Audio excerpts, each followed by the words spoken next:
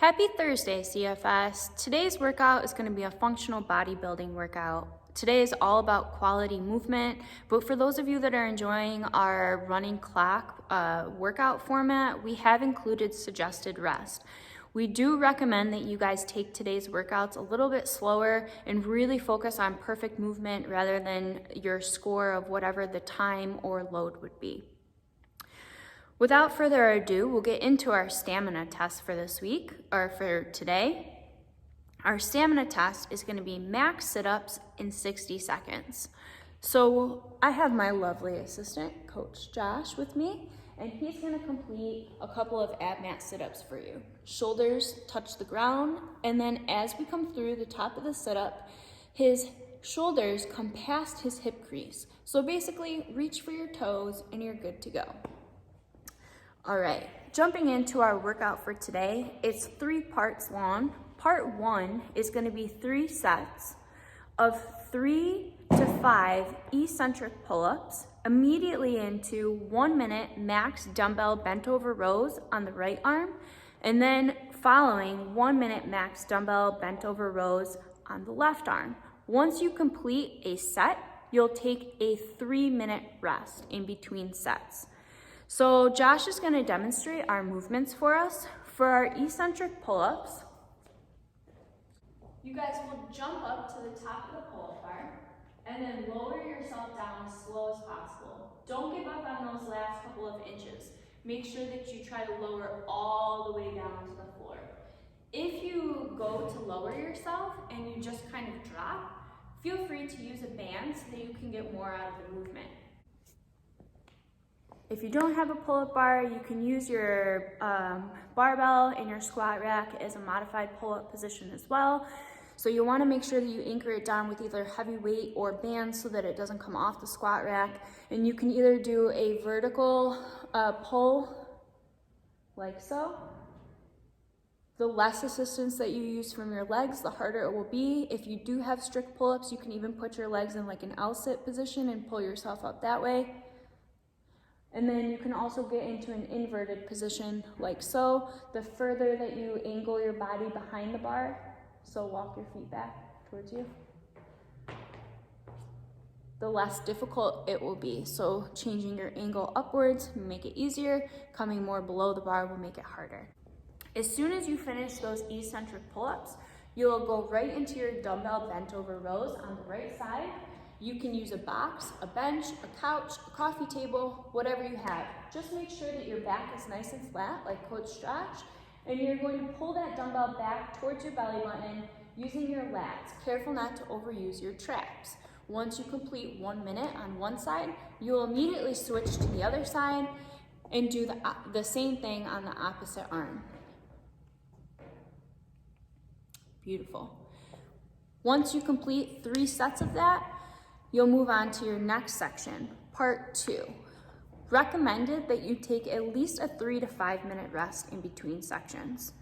Part 2 will be for time, but with quality movement, 30, 20, 10 lateral lunges with a plate press out. That will be reps per leg. So 30 on the right, 30 on the left. The recommended weight that you use for your plate press out is 5 pounds for the ladies and 10 pounds for the guys. The plate is to help ensure that you are sitting your hips back when doing the lunge. Your next movement to follow will be a dumbbell or a barbell floor press.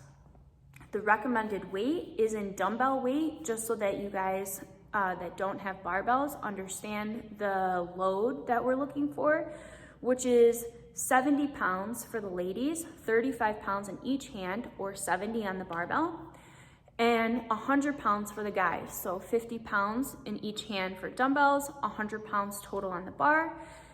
In retrospect to the RX weight, the modified or tailored weight of that would be 40 pounds, so 20 pounds in each hand, or 70 pounds, 35 in each hand. Just to give you an idea, we're looking for a lighter load. Okay. So lateral lunge with a plate press out. You're gonna stand with your feet in a squat position, a little bit wider than hip length apart. you're going to step out to the right side, and as you step into your lunge, you're going to press the plate out so that it encourages you to sit your hips back. Once you complete that rep, you'll bring your legs back to your neutral position.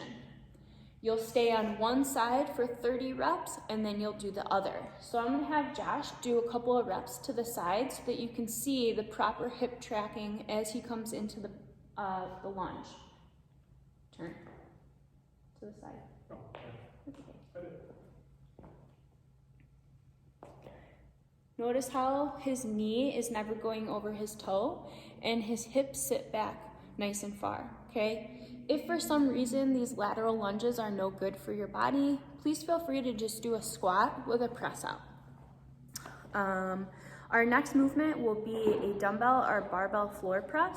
We're gonna use a barbell. So you'll get down on the ground into a laying position.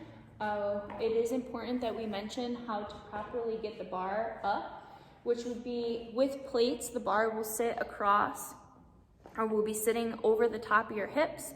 Do a little bit of like a hip bridge and pop the bar into the front rack position. Okay, so Josh is going to get the bar up. And then as you come down, your elbows will touch the ground. Please make sure that you come down with control so that you're not jamming your wrists. And then you're gonna press the bar back up. The bar should stay directly over the middle of your chest for the entire movement. Okay, so part 2 is done. Moving on to part 3. Again, we recommend that you take anywhere from a 3 to a 5 minute rest in between parts. Of course, feel free to take longer if you need it. Part 3 is going to be a 10-minute AMRAP. For quality, it's supposed to be just kind of a flush. We're starting with 10 side plank power raises per arm. We'll then move into 50 foot farmer's carry, single arm, and then 1 minute cardio flush of your choice. So side plank power raises. We can be in a full side plank or modified side plank, so bending one knee. Yep. And we want to make sure that our shoulder angle stays nice and flat to the ground. We're going to lift that dumbbell up, and then in a straight line, bring it right back down to the floor. A light weight is recommended, so no more than 5 to 7 pounds, or up to maybe 10, but you certainly don't need to use anything heavy for that movement. Our next movement is a 50 foot farmer's carry. Just do an approximate distance. It doesn't have to be exact. So holding on to that dumbbell, kettlebell, or whatever piece of equipment that you have, you're just gonna walk. Make sure that you keep your abs nice and tight, shoulders in good posture, and we wanna make sure that we're not excessively leaning into one side. And then after you complete your farmer's carry, you'll then complete 1 minute as a flush on any piece of cardio equipment. Today's workout is not scored, it's just for quality, but we have included a option to log your score, so feel free to do so. If you have any questions, feel free to reach out to any coach or log on to any one of our live Zoom classes to get your questions answered. Have a great day, guys.